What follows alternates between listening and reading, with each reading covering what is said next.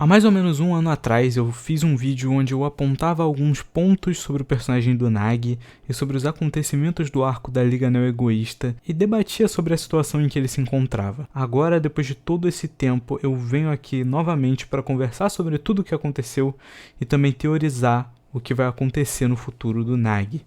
Afinal, se você está acompanhando o mangá, você com certeza sabe o que aconteceu com ele nos últimos capítulos. Antes de mais nada, é importante nós lembrarmos o que foi falado no primeiro vídeo. Se você quiser ter a informação completa, você pode ir ver o outro vídeo e depois voltar aqui. Ele é mais antigo, então a qualidade dele está um pouco inferior a desse, mas ainda vale um pouco a pena para você ter um melhor contexto dos fatos. Mas indo direto ao ponto, eu vou dar um resumo breve, caso você não queira ir até lá. Vamos começar pelo conceito de a morte de um gênio. No capítulo 170, durante o flashback do treinamento do Sunshine City, o Chris Prince explica para os jogadores do Blue Lock o cenário da morte de um gênio. Esse cenário diz o seguinte: quando alguém depende exclusivamente de seus talentos sem os compreender por completo e não os masteriza da forma correta, eventualmente ele chegará a um ponto onde ele perde seu próprio senso de si e vai se afundar pela falta de treinamento adequado, perdendo sua autoconfiança, vontade e entusiasmo com o futebol, assim o levando à destruição e ao fracasso. Pois é, essa descrição parece familiar porque foi exatamente tudo o que aconteceu com o Nagi durante todo esse arco. O Nagi é um personagem que desde o início da obra vem dependendo exclusivamente do seu talento natural assustadoramente enorme. Alguém que nunca planejou suas próprias jogadas e sim sempre complementou as jogadas dos seus aliados, principalmente do Isaig e do Rel. E ao chegar na Liga Neo-Egoísta, o Nagi entra com um objetivo em mente: derrotar o Isaig. Algo notável de se perceber é que quando o Nagi conta isso ao Chris Prince, a primeira reação dele é uma leve surpresa e confusão, e não é pra menos.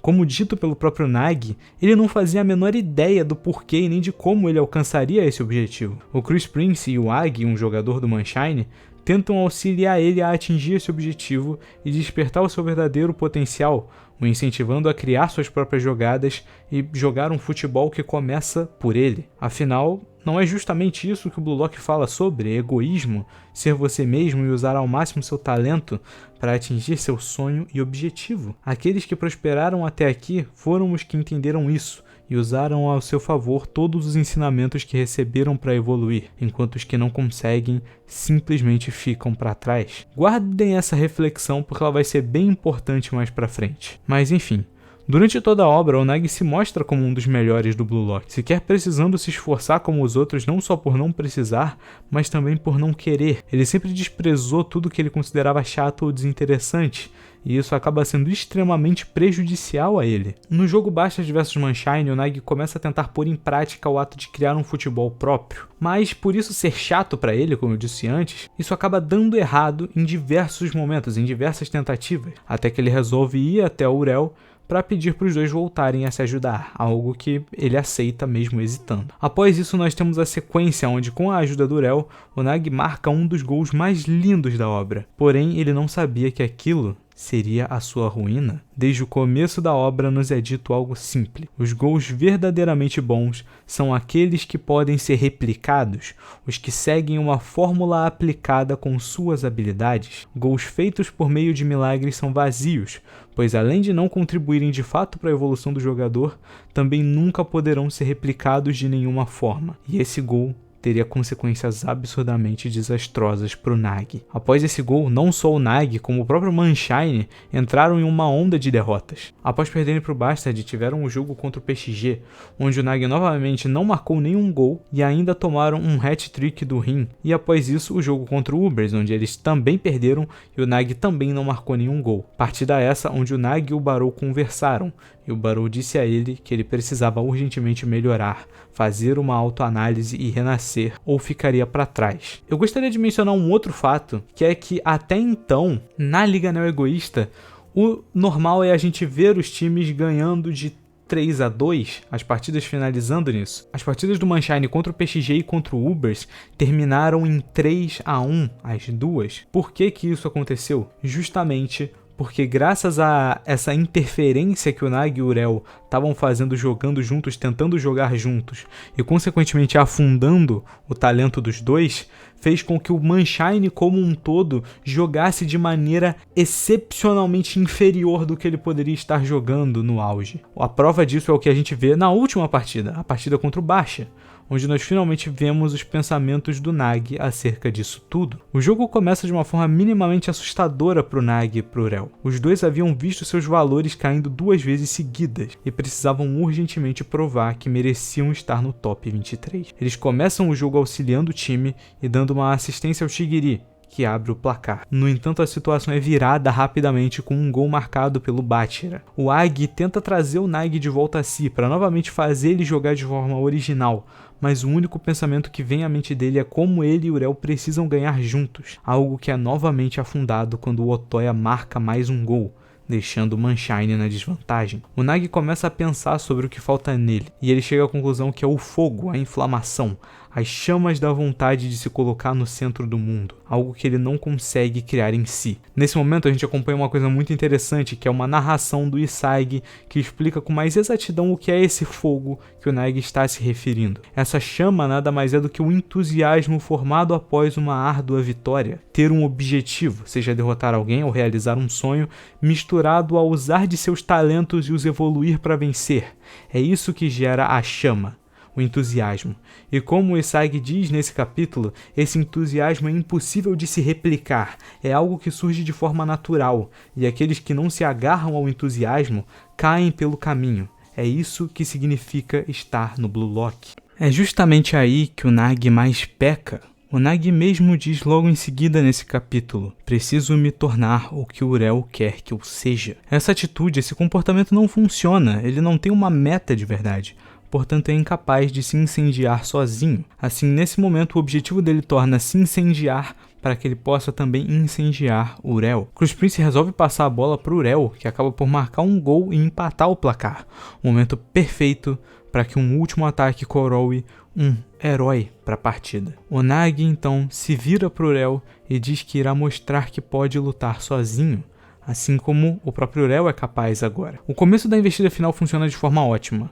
O Nagi começa a fazer essa jogada de forma boa e com um único objetivo em mente: provar que ele pode lutar sozinho, para provar que ele pode lutar ao lado do Urel. Mas nesse momento ele é encurralado pelo Otoya e acaba travando e não sabendo como prosseguir. Eu gostaria de levantar uma reflexão nesse momento. Será que se o Nagi tivesse treinado, se aprimorado durante esse arco, realmente buscado a evolução, será que ele teria travado nessa hora? Eu acredito que não. Eu acredito que esse momento é justamente a prova, a consequência das decisões dele. Ao escolher se sentar na sua zona de conforto, que era seguir Urel, ele se limitou sua criatividade, seu talento e sua força. A prova disso é que assim que Urel surge ao lado dele para receber um passe, o Nagi nem hesita em passar, o que, como eu já deixei claro durante o vídeo todo, acaba acarretando em uma tragédia. O Bachira pega a bola e marca um gol, selando a derrota do Sunshine e a colocação do Nagi como o top 24, estando oficialmente fora da Copa do Mundo Sub-20 e talvez até fora do Blue Lock. Eu digo talvez, pois mesmo que o Ego nunca tenha dito isso de fato, por toda a construção do momento, principalmente em relação ao desenvolvimento do Igarashi nesse arco, eu acho difícil que esse ranking decida apenas a seleção. Pode muito bem ser algo a mais, mas isso é só uma especulação / teoria. O que realmente importa é que o Nagi realmente sofreu essa resposta dura pelas atitudes dele. Não foi por falta de aviso. Todos os personagens que conversaram com ele sobre o assunto deram a ele a mesma visão. Se esforce, você tem talento, caso você tente, você com certeza vai melhorar. Mas ele ignorou todos esses avisos até o último segundo. Além disso, eu também quero levantar um outro ponto, que é a participação do Urel na eliminação do Nagi. É fato que o Nagi tem a maior parcela de culpa no fato dele não ter tentado melhorar, mas eu acho justo que a gente pontue o mal enorme que o Urel fez para isso. Durante todas as tentativas que o Agi e o Isagi tiveram de conversar com o Nagi sobre esse problema, o Urel sempre interviu e falou por ele que eles continuariam a lutar juntos. A situação poderia ser outra se Urel deixasse o Nagi pensar por si mesmo no que foi dito pelos outros. Mas o grande problema com isso é que eu duvido muito que o próprio Nagi pensaria sobre esse assunto, caso os personagens tivessem conseguido de fato falar com ele. Agora, um outro tópico é que eu falei mais disso no meu último vídeo, mas a gente tem que tirar também um tempo para dizer o impacto enorme que isso traz à narrativa. O Nagi é um personagem principal, sendo basicamente o deuteragonista da obra, e ver ele sofrendo dessa forma é impactante, porque a gente nunca tinha tido nada parecido. O momento foi excelentemente construído, com o Nagi tendo a sua queda gradual durante todo o arco até finalmente atingir o fundo do poço nesse momento. E eu quero encerrar esse vídeo fazendo algumas teorias sobre o tópico: Nagi volta ou não volta para a obra. Vamos explorar duas possibilidades aqui. Caso ele volte de forma fixa, é interessante, pois isso fecha o arco dele de forma boa, com ele renascendo e atingindo um novo nível das suas habilidades.